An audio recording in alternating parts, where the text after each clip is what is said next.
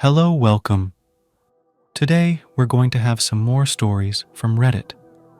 But before we start, it would be so much appreciated if you would subscribe to my channel, like the video if you enjoy it, and maybe leave a comment down below.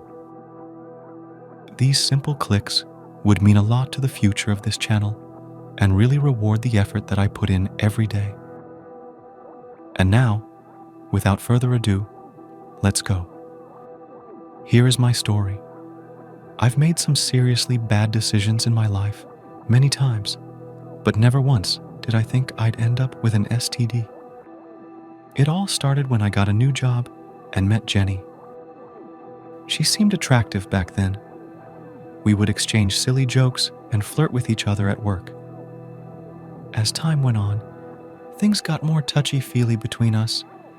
It became clear that we needed to explore our connection outside of work. So I took a chance and invited her to my house. That's how we started dating. The first thing I liked about her was that she had an insane fixation and loved me on our lunch break. Before work, after work, on the weekends, and pretty much every time she saw me. I had just started dating her when she dropped the bombshell that she had a trip to Vegas planned with her girlfriends. She claimed they had been planning it even before we started dating. At that point, I thought we were exclusive because she was the one who talked about wanting something serious. Despite my reservations, I trusted her, thinking we were still in the honeymoon phase of our relationship. The following night, after she left for Vegas, I was peacefully sleeping. My phone rang, and I groggily picked it up, only to realize it was her calling. Confused, I listened to the voicemail she left by mistake. It was around 2 a.m., and I heard sounds that made my stomach churn. She was with another guy. It turned out that I was the other guy in her life, and the person she was really dating was the one she was with that night in Vegas.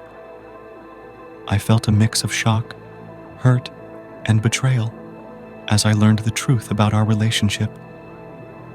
When I realized what was going on, I felt a bit down, but it didn't hit me too hard since I had just started dating her.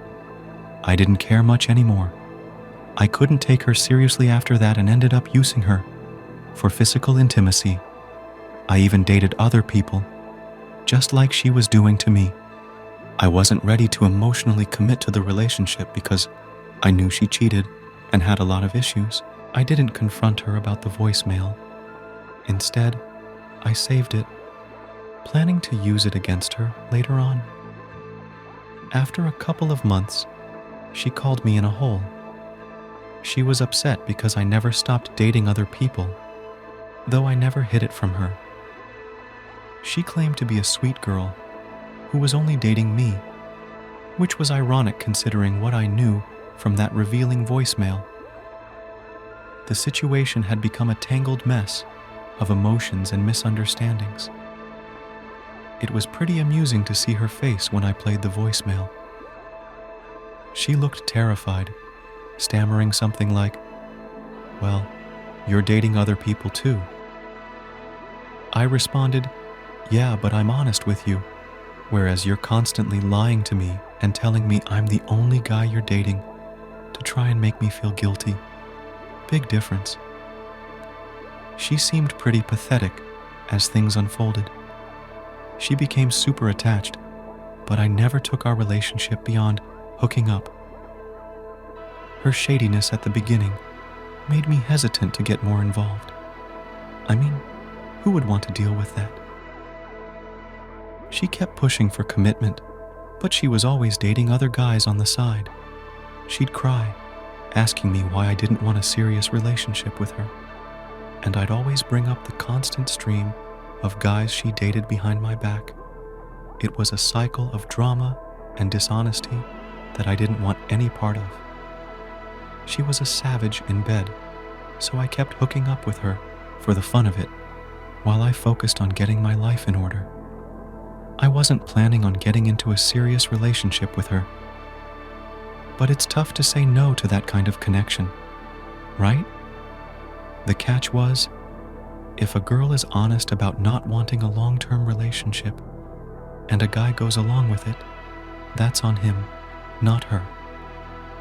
However, it wasn't the case here because she was also pushing for something long-term despite going on dates with other guys. I didn't know the extent of her relationships or how many guys she was involved with.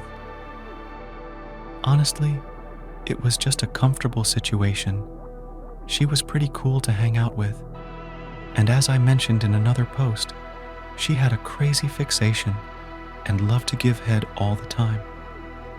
So she'd offer to make me a nice dinner, like 4 nights per week.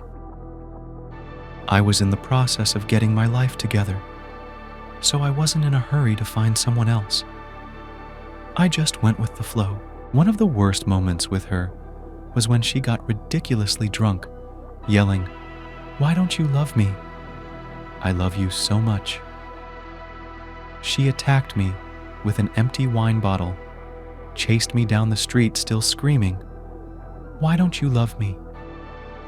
Finally, she ended up sobbing in the middle of the street, repeating, "I love you so much," as I drove away. It was beyond intense. The final straw came when I discovered I had a treatable STD.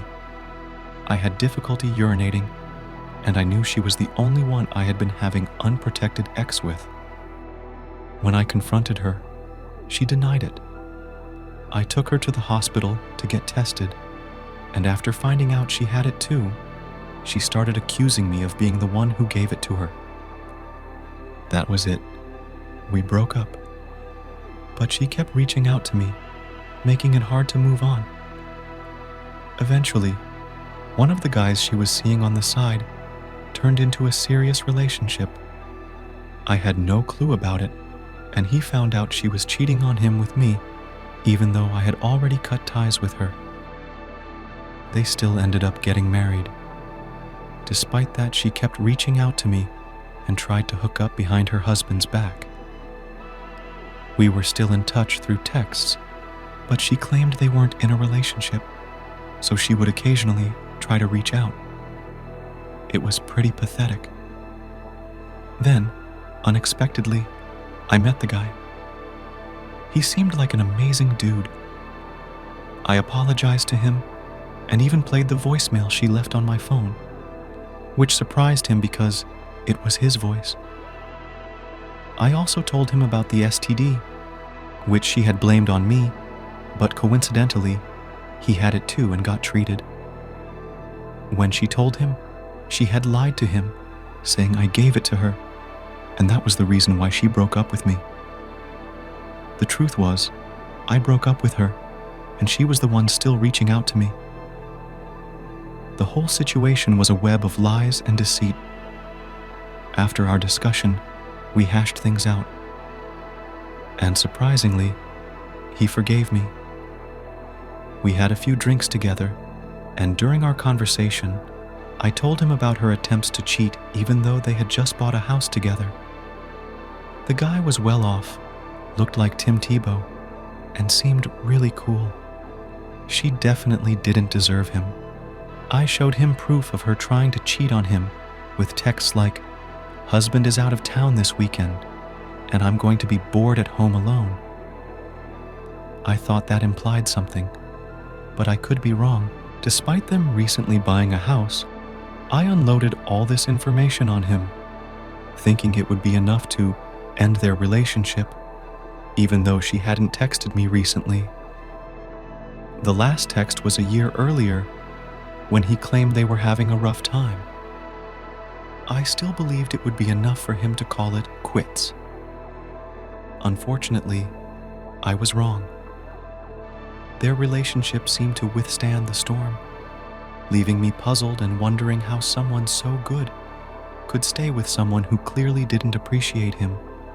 She called me after I met up with her husband, confronting and threatening me on the phone. A few days later, she surprised me by saying she really wanted to have a kid with me. It was crazy, and I couldn't fathom why her husband didn't divorce her. After our conversation, she used to talk about how, if we had a son, he'd be perfect and all that. They've been married for over 3 years now, and she's not pregnant, so I think there may be some issues for them in that department. I'm currently with someone I intend to marry soon, and I wouldn't feel comfortable pretending to entertain that idea, nor do I want to bring that drama back into my life. I genuinely feel for the guy, but if she's cheating, it's not my problem. I am 100% out of that mess and want to keep it that way. You're correct. She started trying again after she found out. I was in a committed relationship. It's a situation I'm determined to leave behind and move forward with my own life. I've been 100% ignoring all the texts she sends me, and thankfully, she hasn't tried in a few months. I've been 100% ignoring all the texts she sends me, and thankfully, she hasn't tried in a few months. I simply can't deal with how crazy she is. For instance, when we were still involved, she created a fake Facebook account. Then she went through my friend list and messaged every attractive lady friend, claiming to be my ex-girlfriend.